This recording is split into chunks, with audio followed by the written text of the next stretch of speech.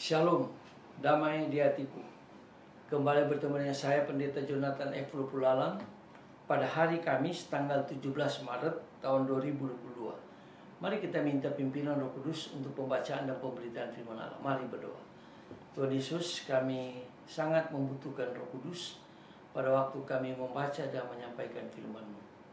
Urapi hamba-Mu dan urapi juga para pendengar yang kuasa Roh Kudus-Mu, supaya kami dapat mengerti firman Allah dan kami dikuatkan iman dan diberkati oleh Tuhan Yesus.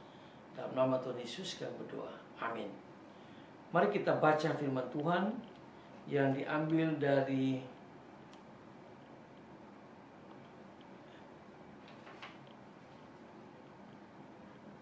Yohanes 19 ayat yang ke-25 yang berkata demikian. Dan dekat salib Yesus berdiri ibunya dan saudaranya Maria, istri Klopas, dan Maria Magdalena. Yang berbahagia kita membaca, mendengar, dan melakukan firman Allah. Tema kita hari ini adalah Maria teguh berdiri dengan iman dekat salib Yesus.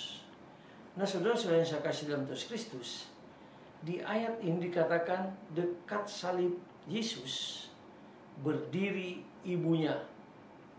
Kata berdiri dalam kitab suci, khususnya dalam Injil, tidaklah sesederhana yang kita pikirkan selama ini. Nah, saudara-saudara yang saya kasih dalam nama Tuhan Kristus, kata berdiri mengungkapkan bahwa Maria siap menanggung segala sesuatu yang saat itu dihadapinya. Meskipun begitu berat dan menyakitkan, Maria tahu dan sadar bahwa putra tunggalnya secara manusiawi, yaitu Tuhan Yesus, tidaklah bersalah. Tuhan Yesus bukan orang jahat, malahan Tuhan Yesus sangat baik. Nah, saudara-saudara yang saya kasih dalam Tuhan Kristus, ketika berdiri di bawah salib Yesus, Maria melihat kembali seluruh perjalanan hidupnya dalam firman Allah. Misalnya dalam Lukas pasal 1 ayat 28 berkata, ketika malaikat datang kepadanya dan berkata, "Salam hai engkau yang dikaruniai, Tuhan menyertai engkau. Yesus akan disebut anak Allah yang Maha Tinggi." Di sini Maria diingatkan kembali bahwa Yesus adalah anaknya, sekaligus juga bukan miliknya seluruhnya. Sebab Yesus adalah anak Allah, dan Maria disadarkan bahwa Yesus menderita sedemikian rupa karena ia tidak menyerah melakukan kehendak Allah Bapanya, meskipun ditolak oleh umat manusia. Yang kedua, Maria juga teringat dengan kata-kata yang diucapkan dalam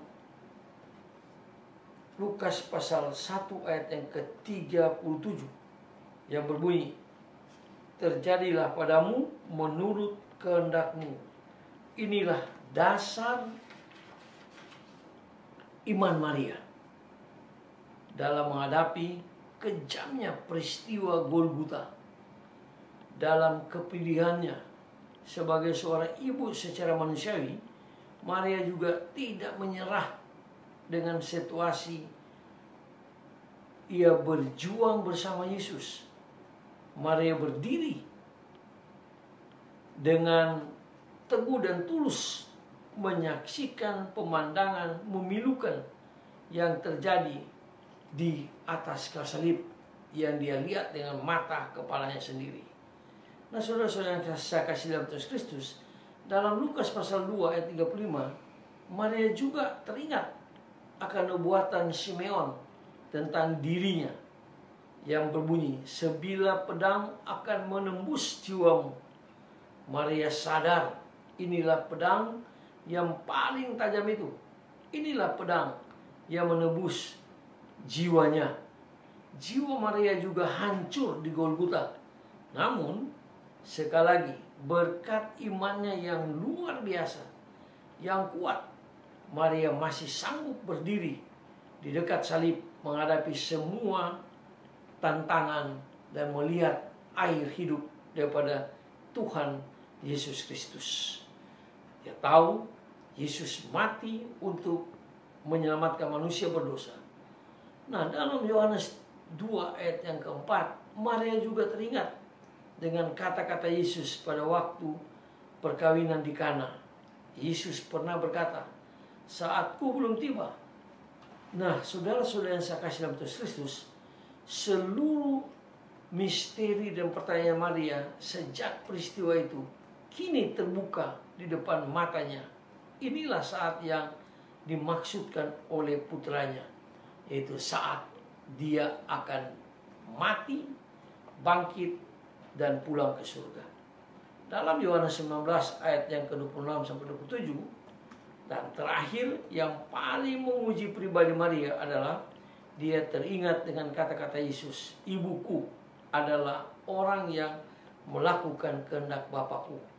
Di bawah salib, Maria berteriak dalam hatinya, "Anakku ini, anakku, ini aku, ibumu berdiri di dekat salibmu dan ada di sampingmu.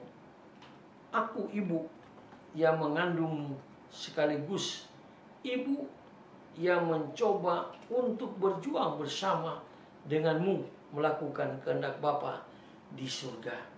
Nah, saudara-saudara yang saya kasih dalam Tuhan Kristus, tugas Maria sebagai ibu secara manusia terselesaikan dengan indah ketika ia berdiri dekat di salib Golgota mendampingi Yesus sebagai anaknya secara manusiawi. Maria punya iman luar biasa.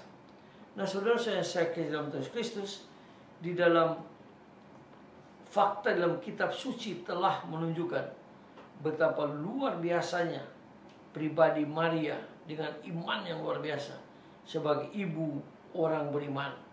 Maka tidak heran Yesus berkata kepada murid-muridnya yang lain, "Anakku, inilah ibumu."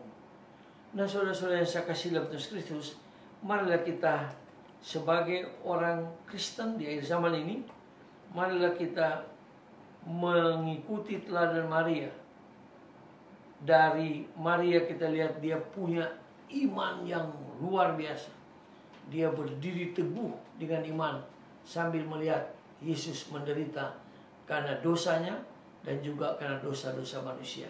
Semoga firman Allah ini menguatkan iman kita dan kita semakin yakin bahwa Yesus adalah juru selamat kita. Mari kita tunduk kepala, kita berdoa. Tuhan Yesus, terima kasih karena kami sangat rindu seperti Maria. Dia berdiri dekat salib Yesus dengan penuh keteguhan iman. Ajar kami Tuhan, supaya kami mengikuti Yesus sampai terakhir hidup kami. Kami tetap berdiri dekat Yesus dengan penuh iman. Ampuni dosa kami Tuhan. Dengarlah doa kami, dalam kasih dan pengampunan Kristus kami berdoa. Amin. Sampai berjumpa di kesempatan yang lain.